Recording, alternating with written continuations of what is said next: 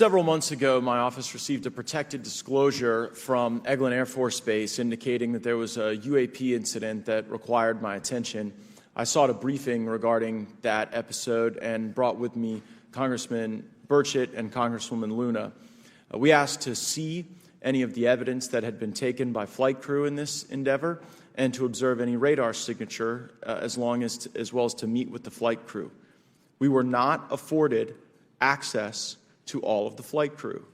And initially, we were not afforded access to images and to radar. Thereafter, we had a bit of a discussion about how authorities flow in the United States of America, and we did see the image.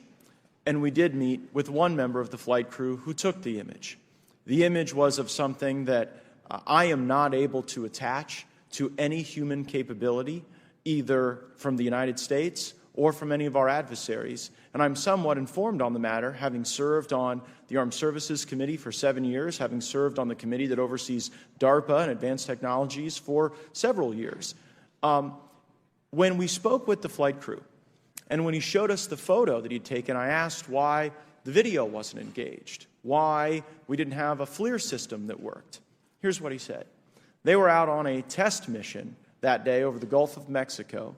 And when you're on a test mission, you're supposed to have clear airspace. Not supposed to be anything that shows up.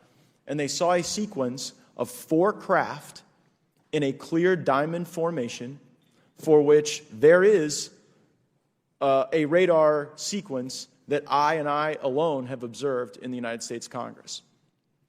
One of the pilots goes to check out that diamond formation and sees a large floating, what I can only describe as an orb. Again, like I said, not of any human capability that I'm aware of. And when he approached, he said that his radar went down, he said that his FLIR system malfunctioned, and that he had to manually take this image from one of the lenses, and it was not automated in collection, as you would typically see in a test mission. So I guess I'll start with Commander Fravor. How should we think about the fact that this craft that was approached by our pilot had the capability of disarming a number of the sensor and collection systems on that craft? Well, I think this goes to that national security side, and you can go back through history of things showing up at certain areas and disabling our capabilities, which is disheartening. And for us, I mean, like I said, it completely disabled the radar on the aircraft when it tried to do it, and the only way we could see it is passively, which is how he got that image.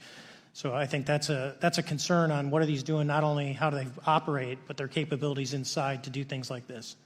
And how should we think about 4 craft moving in a very clear formation, equidistant from one another, in a diamond? In all of the phenomenon, perhaps, Mr. Grave, that you've analyzed, have we ever seen multiple craft in a single formation? I have one particular case, and that was during the gimbal incident. The recording on the AT FLIR system shows a single object that rotates. You hear the pilots refer to a fleet of objects that is not visible on the FLIR system, and that was something that I witnessed during the debrief as part of the radar data on the situational awareness page. I would like to add, however, Congressman, there's a small bit of anger, I would say. I would feel that those pilots are still facing that difficulty in reporting this topic, and they don't have the tools to be able to mitigate this issue. It just goes to show how serious this is and why this is such an important issue for our pilots and for our nation. It was stated explicitly to me by these test pilots that if you have a UAP experience, the best thing you can do for your career is forget it and not tell anyone. Because any type of reporting, either above the surface or below the surface, does have a perceived consequence to these people, and that is a culture we must change if we want to get to the truth. Mr. Chairman, I would observe that perhaps as we move forward from this hearing, there are some obvious next steps.